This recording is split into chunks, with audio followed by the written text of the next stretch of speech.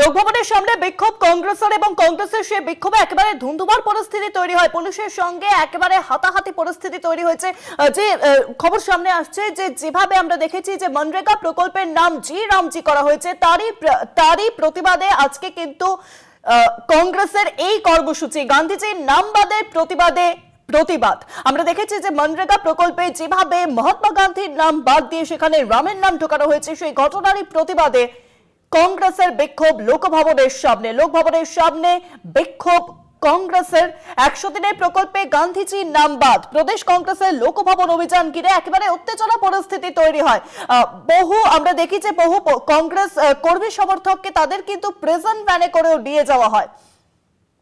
লোকভবনের সামনে কংগ্রেসের বিক্ষোভ, ব্যারিকেড ডিঙিয়ে বিক্ষোভ কংগ্রেসের কর্মী সমর্থকদের। 100 দিনের কাজের প্রকল্পে যেভাবে আমরা দেখেছি যে মনরেগা প্রকল্প থেকে মহাত্মা গান্ধীর নাম বাদ দেওয়া হয়েছে, জি রামজি করা হয়েছে। ইতিমধ্যেই তা কিন্তু সংসদেও পাশ হয়েছে ধ্বনি ভোটে।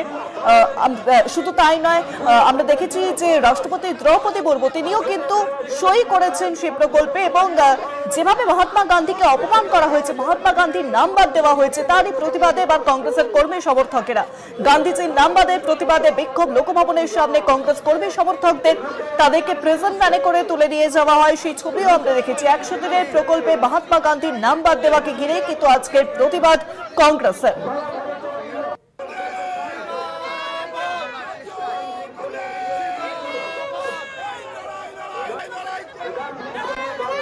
কংগ্রেসের কর্মী সমর্থকেরা তাদের সঙ্গে পুলিশি লাঠিচার্জ বাদে পুলিশের সঙ্গে একেবারে বাগবিতণ্ডায় জড়ান তারা। প্ল্যাকার্ড হাতে বিক্ষোভ দেখাচ্ছেন কংগ্রেসের কর্মী সমর্থকেরা।